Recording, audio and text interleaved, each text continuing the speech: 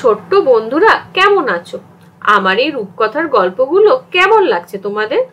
আজ আবার একটা মণিমুক্তার অভিযান নিয়ে চলে এসেছি আমি। তোমরা তৈরি তো? তাহলে শুরু করি আজকের গল্প। অনেক দিন আগের কথা। রাজকুমারী মণিমালা ও মুক্তামালা একদিন বনে গিয়েছে শিকার করতে। অনেক রাত হয়েছে। দুই রাজকুমারী এত রাতে আর জঙ্গলের মধ্যে থেকে বেরোনোর রাস্তা খুঁজে পায় না। কি করা যায় ভাবতে ভাবতে দুইজনেই ঘোড়া থামিয়ে দাঁড়ায় এক জায়গায়। দিদি, কি করা যায় বলতো? এইখান থেকে বাড়ির পথে রাস্তা খুঁজে পাই কি করে? মুক্তামালা চিন্তিত স্বরে বলে। আমিও তো তাই ভাবছি রে বোন, কি করি এইবার? মণিমালা বলে। হঠাৎ বনের মাঝে এক কোলা ব্যাঙ ডেকে ওঠে গ্যাঙর গ্যাঙর করে। মণিমালা তো পশু পাখিদের ভাষা বুঝতে পারতো, তাই ব্যাঙের ডাক শুনে সে দৌড়ে যায় তার কাছে আর গিয়ে বলে, ও ব্যাঙ ভাই, আমরা হলাম শুন্ডি ও হাল্লার রাজকুমারী মণিমালা ও মুক্তামালা। আমরা যে রাস্তা হারিয়েছি গো, একটু সাহায্য করো। ব্যাঙ বলল, বেশ, করবো নে, কিন্তু পারিশ্রমিক দিতে হবে। মণিমালা বলল, কি পারিশ্রমিক? ব্যাঙ বলল, শুনেছি তোমাদের স্বামীদের জাদু জুতো আছে, সেইটা পরে তারা যেইখানে খুশি সেইখানে যেতে পারে। মণিমালা বলে, আছে তো, তাতে কি? ব্যাঙ বলে, আমার সেই জুতো চাই, আমারও দেশ বিদেশ ঘোরার খুব শখ, বলো দেবে? মণিমালা গালে হাত দিয়ে বলে, সর্বনাশ। মুক্তামালা জিজ্ঞেস করে, কিরে দিদি, কি বলছে কোলা ব্যাঙ? মণিমালা সব খুলে বলে। মুক্তামালা বলে, আরে এতে চিন্তা কি, ব্যাঙও তো গান গাইতে পারে, ওকে বল গান গেয়ে ভূতের রাজাকে খুশি করে তার থেকে এই বর নিতে। মণিমালার কথাটা মনে ধরলো।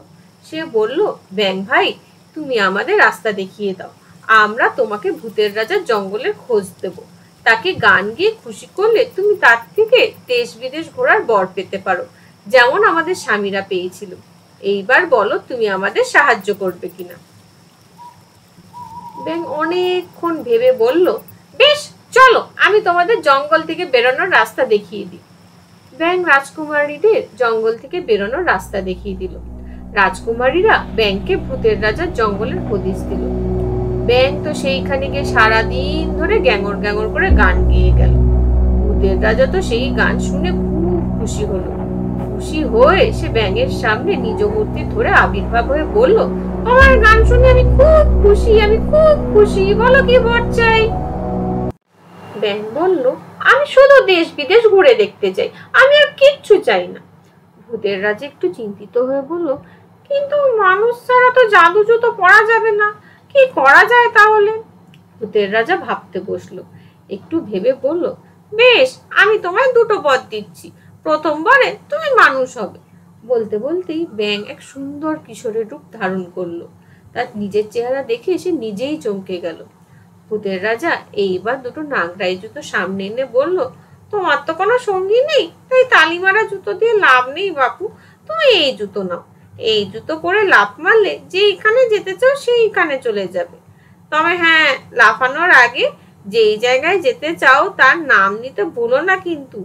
ও হ্যাঁ, আর একটা কথা, লাফানোর সময় কোনো গাছ থেকে বাদরের মতন ঝুলে লাফ দিও, না হলে কিন্তু জাদু জুতো কাজে আসবে না। ব্যাস, এইটুকু বলে ভূতের রাজা গায়েব হয়ে গেল।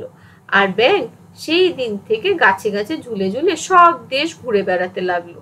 তাই সবাই তাকে গেছো দাদা বলে ডাকতো। সে প্রথম মুহূর্তে নতুন নতুন জায়গায় চলে যেত, তাই কেউ কখনো তার নাগাল পেত না। এইভাবে গেছো দাদা একদিন এক বেশ অচেনা গ্রামে চলে এলো। সেইখানে এই গাছ সেই গাছ ঘুরে সে এলো এক বাড়ির সামনে। বাড়ির ভেতরে সে দেখলো এক 13-14 বছরের কিশোরকে। ছেলেটি উঠোনে বসে বাসন মাজছে। হঠাৎই একটা পেটে মোটা লোক ঘরে ঢোকে। গেছো দাদা দেখে লোকটার চোখগুলো বেশ খুদে খুদে, ঠিক যেন হাতির মতো, আর কানগুলো পুরো মুলোর মতো লম্বা লম্বা। তার রিয়া বুড়ি তার আগে আগে চলছে। তার চোখে মুখে যত রাজ্যের বিরক্তি আর অশান্তি। লোকটি এসে দাওয়ায় বসে বলল, এই রমেন, বাসন মাজা ছেড়ে আমায় এক ঘটি জল দে তো, বড্ড তেষ্টা পেয়েছে। কিছু দাদা দেখে যে কিশোরটি এতক্ষণ বাসন মাজছিল, সে যে আজকে কাকাবাবু বলে বাসন মাজা ছেড়ে দৌড়ে ঘরের ভিতরে চলে যায়। গেছো দাদা ভাবে, আচ্ছা তাহলে এই ছেলের নাম হলো গিয়ে রমেন। বেশ বেশ। কিছুক্ষণ পর রমেন ফিরে এসে তার কাকাকে জল দেয়। কাকা জল খেয়ে কিছুটা তেষ্টা মিটিয়ে রমেনকে বলে, যা গিয়ে আমার খাওয়ার বার, আমি নিয়ে আসছি। রমেন মাথা নেড়ে রান্নাঘরে চলে যায়। গেছো দাদা ভাবে, আহারে এই এতটুকু ছেলেকে দিয়ে কত কাজ করায়, ভারী পাজি তোর কাকাটা। গেছো দাদা এইসব ভাবছে, এমন সময় রমেনের কাকা আবার উঠোনে ফিরে আসে। তার পরনে এখন শুধু ধুতি আর গলায় একটা গামছা। সে হেরে গলায় বলে, রমেন, এই রমেন। রমেন শুনতে পায় না। সে এবার গলাটা আর একটু জড়িয়ে বলে, রমেন, এই রমেন, কোথায় গেলি রে মুখ পোড়া? রমেন এইবার দৌড়ে এসে দাঁড়ায় কাকাবাবুর সামনে। তারপর বলে, আজ্ঞে কাকাবাবু। লোকটা এবার রমেনের দুই কান মুলে দিয়ে তার দুই গালে ঠাটিয়ে চড় বসায়। তারপর বলে, একবার ডাকলে জবাব দিতে বলেছি না, কোথায় ছিলিস তুই? রমেন কাঁদো কাঁদো মুখে বলে, আজ্ঞে রান্নাঘরে। কিন্তু লোকটা রমেনকে কথা শেষ করতে দেয় না, তার আগে গর্জে ওঠে, চপ, আবার মুখে মুখে তর্ক হচ্ছে। লোকটা আরো কিছু বলতে যায়, কিন্তু গেছো দাদার সহ্য হয় না। সে গাছের আড়াল থেকে লোকটার মাথায় মারে এক চাটি। লোকটার মাথা প্রায় ঘুরে যায়। সে চেঁচায়, কে কে রে?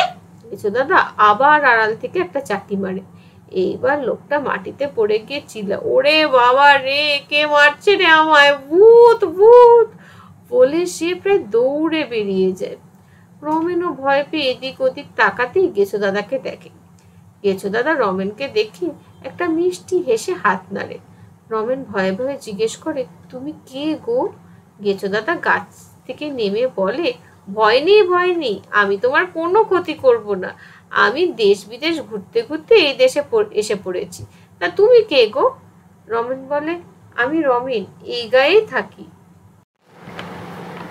গেছো দাদা বলে, ওই বেটেটা বুঝি তোমার কাকা? রমেন বলে, হ্যাঁ, তবে নিজের কাকা নয়। গেছো দাদা অবাক হয়ে বলে, মানে? রমেন বলে, অনেক বছর আগে মা আমায় জঙ্গলের কাছে রাস্তার ধারে কুড়িয়ে পায়। মা বাবার কোনো সন্তান ছিল না বলে মা আমায় সন্তান স্নেহে মানুষ করে এবং পড়াশোনাও শেখায়। আমার বাবাও আমাকে খুব ভালোবাসতো, আমার সব আবদার পূরণ করত, কিন্তু কাকাবাবু আমায় সহ্য করতে পারতো না। গেছো দাদা বলে, কেন কেন? রমেন বলে, কাকাবাবু মনে করেন জঙ্গলের কাছে মানুষের সন্তান পাওয়া অসম্ভব। ওই জঙ্গলে তো কোনো মানুষই যায় না, তো তার সন্তান পাওয়া যাবে কি করে? তাই তিনি মনে করেন। গেছো দাদা বলে, কি হলো বলো, কি মনে করেন?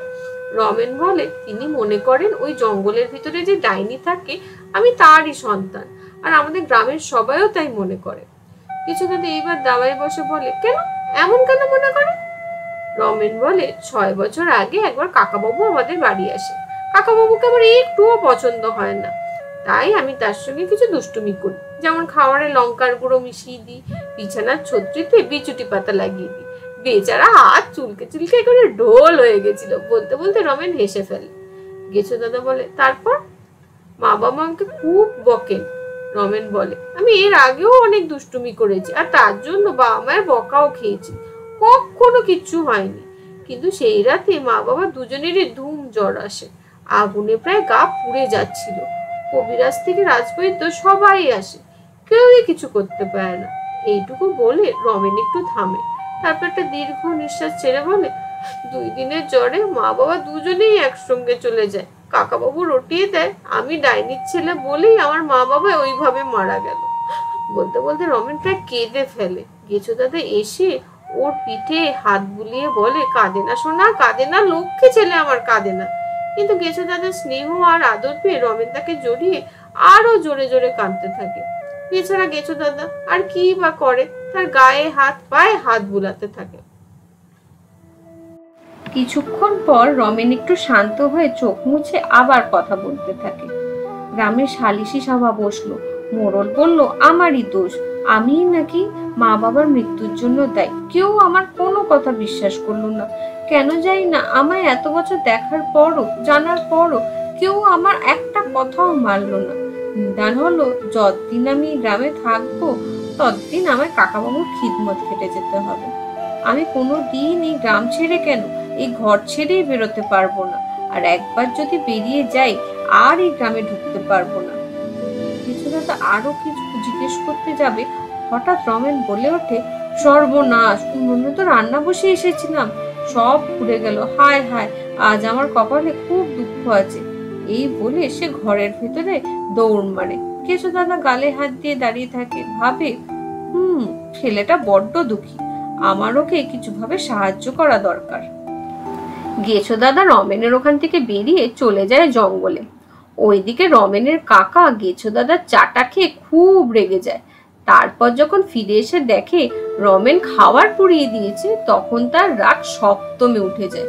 সে তখন একটা জ্বলন্ত চেলাকার দিয়ে রমেনকে খুব মারে এবং সারা দিন না খেতে দিয়ে রমেনকে চিলেকটার ঘরে আটকে রাখে। রমেন সেদিন ঠিক করে আর নয়, অনেক হয়েছে, এবার সে বেরিয়ে পড়বে, তা যাই থাকুক কপালে। তার মনে পড়ে জঙ্গলের দিকে ডাইনি থাকে, যে একা বাচ্চাদের দেখলে ধরে খেয়ে নেয়। রমেন ভাবে, তা থাকবে, আমি আর এখানে থাকবো না, এইভাবে থাকা যায় না, এর চেয়ে ডাইনির পেটে যাওয়া ভালো।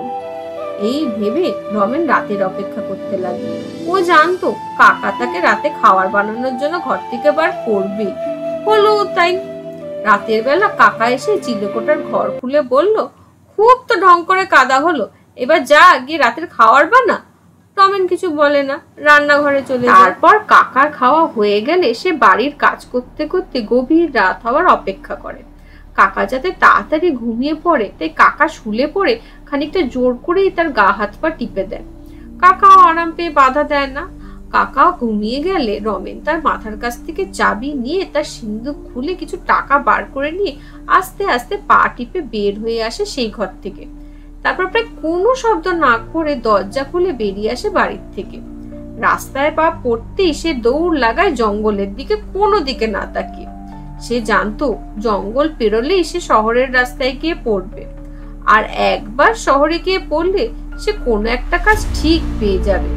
এই 6 বছরে কাকাবাবুর সঙ্গে থাকতে থাকতে সে জুতো সেলাই থেকে চণ্ডীপাঠ সব কাজই শিখে নিয়েছে। এই সব ভাবতে ভাবতে রমেন জঙ্গলের বেশ গভীরে ঢুকে গেল। তারপর ক্লান্ত হয়ে বসে পড়লো একটা গাছের নিচে। ঠিক তক্ষুনি কিসের গন্ধ এসে নাকে লাগলো তার। রমেন আপন মনে বলল, ও মা, কি সুন্দর মিষ্টি মিষ্টি গন্ধ, এই জঙ্গলে এমন গন্ধ কোত্থেকে আসছে কে জানে। এই বলে রমেন এগিয়ে গেল গন্ধের দিকে। একটু যেতেই দেখতে পেল এক অদ্ভুত দৃশ্য। একটা ছোট্ট বাড়ি, কিন্তু তার দেওয়ালগুলো ক্ষীর দিয়ে তৈরি, তার ছাদটা বড় বড় রসগোল্লায় ঠাসা, জানলা দরজার পাল্লাগুলো পাটি সাপটা দিয়ে মোড়া। রমেন অভিভূত হয়ে দেখতে লাগলো। রমেন জিভ দিয়ে মুখ চেটে বলল, কি সুন্দর বাড়ি, দেখেই তো খিদে পেয়ে যায়। কিন্তু রমেন জানলো না তার পিছনে এক বিকটাকার ডাইনি এসে দাঁড়িয়েছে। সে তাকে দেখছে, তার চোখে মুখে এক কুটিল হাসি। সে রমেন বোঝার আগেই নিজেকে এক বৃদ্ধায় বদলে নিল। তারপর রমেনের কাছে এসে বলল, গো বাচ্চা, খুব লোভ হচ্ছে বুঝি আমার বাড়িটা দেখে। রমেন চমকে ফিরে তাকালো। তারপর বলল, এটা তোমার বাড়ি বুঝি? কি সুন্দর গো, আমি কতদিন এসব খাবার খাইনি, আমাকে এগুলো একটু খেতে দেবে গো? ডাইনি বলল, অবশ্যই অবশ্যই, তোমার মতো ছোট ছোট কচি কাচাদের জন্যই তো এমন বাড়ি বানিয়েছি আমি, এসো এসো, ভেতরে এসো। রমেন মন্ত্রমুগ্ধের মতো ডাইনির সাথে বাড়ির ভেতরে ঢুকলো। বাড়ির বাইরেটা দেখতে ছোট হলেও ভেতরে এক বিশাল রাজপ্রাসাদ। ভেতরের দেওয়ালগুলো ক্ষীর কদমে ঠাসা, ছাদটা চমচমের তৈরি, কোথাও রসমালাইয়ের ঝর্ণা, তো কোথাও রাবড়ির ছোট্ট পুষ্করিণী, কোথাও ডাই করা হয়েছে সীতাভোগ, মিহিদানা, মাখা সন্দেশ। এইসব দেখে রমেন তো প্রায় হতচকিত হয়ে গেল। বলল, ও বুড়িমা, আমি কি ঠিক দেখছি নাকি গো? ডাইনি কি করে হেসে বলল, কি ভাবছো এই বুড়িকে? আমি তোমাদের বয়সী সকলের মনের কথা জানি গো। কেমন সন্দেশের নামে জিভে জল আসে, কেমন রসমালাই রাবড়ির নাম শুনলে মনে হয়, আহা, এরকম যদি একটা পুকুর পেতাম যাতে ডুব দিলে এসব খাওয়া যায়, কতই না মজা হয়। রসগোল্লা, চমচম, ক্ষীরকদম, এসবের কি আর জুড়ি আছে রে ভাই? আমি তোমাদের মতো ছানাপোনাদের এসব খাইয়ে বড়ই মনের সুখ পাই। বাছারা খুশি তো আমিও মনের আনন্দে নিশ্চিন্তে ঘুমোতে যেতে পারি। না হলে খালি মনে, আহারে, আজ আবার কোন বাছা নিজের মনের আশ নিয়ে রয়ে গেল, আমি সেই ভেবেই স্বস্তি পাই না। এইসব শুনে রমেনের চোখে জল চলে এলো। সে বলল, জানো বুড়িমা, আমি এসব তো দূরের কথা, কদিন পেট ভরে দুটো খেতেও পাইনি। আমার না বড্ড খিদে পেয়েছে, একটু কিছু খেতে দেবে? ডাইনি বলল, নিশ্চয় নিশ্চয়, কি খেতে চাও সব খেয়ে নাও, কিচ্ছু বাদ রেখো না, সব সব সব খেয়ে নাও। ব্যাস, যেমনি বলা অমনি রমেন সল্লাসে সব কিছু খাওয়া শুরু করলো। কখনো সে ছুটতে গিয়ে রসমালাই তুলে নিচ্ছে, তো কখনো ক্ষীর কদমে কামড় বসাচ্ছে, কখনো বা রাবড়িতে মুখ ডোবাচ্ছে। এত সব কিছু খেয়ে রমেন কিছুক্ষণের মধ্যেই ঘুমে ঢলে পড়লো। আর ডাইনি সেই দেখে হাসতে লাগলো। এই তো দেখলে রমেনের অবস্থা। এবার এবার কি করে উদ্ধার হবে সে? চলো তাহলে তোমাদের এই গল্পের নায়ক থোড়ি নায়িকাদের কাছে নিয়ে যাই। কিন্তু গেছো দাদা গেল কোথায়? আরে তা জানতে তোমাদের যেতে হবে সুন্দির সুবিশাল রাজপ্রাসাদে। সেইখানে দুই রাজকুমারী বাগানে হঠাৎই রাজপ্রহরী রাজকন্যাদের সামনে উপস্থিত হয়ে বলল, রাজকুমারী মণিমালা, এক আজব দেখতে বালক আপনার সঙ্গে দেখা করতে ইচ্ছুক। তার কথা মতন তার এক ভাই ভীষণ বিপদে পড়েছে, সে আপনার সাহায্য চায়। মণিমালা বলল, নিয়ে এসো তাকে। প্রহরী চলে যেতে মণিমালা মুক্তামালার দিকে তাকিয়ে বলল, ভালোই হলো বোন, হাল্লা থেকে তুইও এখানে এসেছিস। আয় শুনি এই বালক কি আর্জি নিয়ে এসেছে। মুক্তামালা বলল, এক বালক যখন সাহস করে এত দূর শুন্ডি পর্যন্ত এসেছে, তাহলে তার ভাইয়ের বিপদ বড় বুঝতে হবে। শোনাই যাক কি হয়েছে। প্রহরী গেছো দাদাকে সঙ্গে নিয়ে আবার চলে আসে। গেছো দাদা বলে, আমায় চিনতে পারছো রাজকুমারীরা? মুক্তামালা বলে, না তো, কে তুমি? গেছো দাদা বলে, আমি সেই ব্যাঙ যে তোমাদের জঙ্গলে রাস্তা দেখিয়েছিল, মনে পড়ে? মণিমালা অবাক হয়ে বলে, হ্যাঁ, কিন্তু তুমি মানে? গেছো দাদা বলে, আসলে ভূতের রাজার বরের কারণে আজ আমার এই নতুন বেশ। তবে সেই সব ছাড়ুন, আজ যেই জন্য এসছি সেই কথা বলি বড়। মুক্তামালা বলে, বেশ তাই বলো।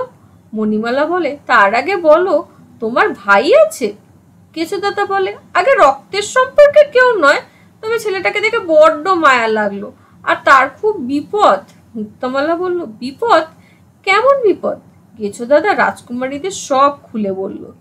মুক্তামালা মণিমালার দিকে তাকিয়ে বলল, কি রে, এ তো আবার নতুন অভিযানের গন্ধ পাচ্ছি, কি করবি এখন? মণিমালা বলল, ছেলেটা বিপদে পড়েছে, ওকে উদ্ধার করা আমাদের অতি অবশ্য কর্তব্য, অতএব বেরিয়ে পড়া যাক। মুক্তামালা বলল, আমারও তাই মত। শুধু একটা জিনিস, ডাইনির সাথে লড়তে যাচ্ছি, ঢাকঢোল পিটিয়ে গেলে হবে না, আমাদের চুপটি সেরে যেতে হবে, লোক লস্কর ছাড়াই। মণিমালা গেছো দাদাকে বলল, আমরা অবশ্যই তোমার সাহায্য করব, তবে আমরা ছদ্মবেশে যাব। কিন্তু সমস্যাটা হচ্ছে ওই ঘন বনে রমেনকে খুঁজে পাবো কিভাবে? গেছো দাদা বলল, আমি তোমাদের পথ দেখিয়ে নিয়ে যাব। আমি কাল জঙ্গলে ওর আস্তানাটা দেখেছি, ও যখন রমেনকে নিজের ঘরে নিয়ে যায় তখনও আমি দেখেছি। তবে ডাইনি শুধু বাচ্চাদের দেখলেই বেরিয়ে আসে, আর বয়সে কারোকে দেখলে দেখাই দেবে না। মণিমালা বলল, তাহলে উপায়? গেছো দাদা বলল, তাহলে একটাই উপায়, আমায় দেখতে যেহেতু ছোট বাচ্চার মতন, তাই আমাকে একা একা জঙ্গলে দেখলে ডাইনি বেরিয়ে আসবে, আমাকে ধরে নিয়ে যাবে তার আস্তানায়। আপনারা দয়া করে যদি আড়াল থেকে লক্ষ্য করেন তবেও নাগাল পাওয়া যেতে পারে। মুক্তামালা খুশি হয়ে বলল, তুমি তো বড়ই সাহসী দেখছি, নিজেকে ডাইনির হাতে তুলে দিতে ভয় করবে না? গেছো দাদা বলল, তা হয়তো করবে, কিন্তু ওই বাচ্চা ছেলেটাকে প্রাণে মারতে আমি রাজি নই। মুক্তামালা বলল, সবই বুঝলাম, কিন্তু ডাইনিরা মায়াবিদ্যায় পারদর্শী হয়, তাকে ধরবো বললেই তো ধরা যায় না, তাকে বসে আনার কিছু উপায় বার করতে হবে। গেছো দাদা বলল, রাজকুমারী ঠিকই বলেছেন, শোনা যায় সে ডাইনি বাচ্চাদের মন ভোলানোর নানান মায়া জানে, বাচ্চাদের মায়ার জালে সে আটক করে রাখে, তবে তাকে ডিট করার উপায়ও তার ডেরা থেকেই খুঁজতে হবে। মণিমালা বলল, চলো তবে তাই যাওয়া যাক, গিয়ে অবস্থা বুঝে ব্যবস্থা নেওয়া হবে। গেছো দাদা বলল, তাহলে আপনারা তৈরি হয়ে ওই বড় বটগাছের সামনে চলে আসুন। বলে সে রাজপ্রাসাদের বাইরে এক বড় বটগাছের দিকে ইঙ্গিত করলো। রাজকুমারীরা কিছুক্ষণ পর গেছো দাদার দেখানো জায়গায় গিয়ে দেখে সে গাছ থেকে বাদরের মতন ঝুলছে। সে রাজকুমারীদের দেখে হাত বাড়িয়ে বলল, আমায় ধরুন। রাজকুমারীরা বাদরের হাত ধরলো। গেছো দাদা ডাইনির জঙ্গলে বলে একটা বাদরের মতন লাফ দিল। কিছুক্ষণ পর রাজকুমারীরা দেখলো তারা এক গভীর অরণ্যে চলে এসছে। গেছো দাদা ডাইনির পিঠের বাড়ি দেখিয়ে বলল, ওই যে ডাইনির বাড়ি। আমি তো ভেতরে ঢুকে যাব, কিন্তু তোমরা যাবে কি করে?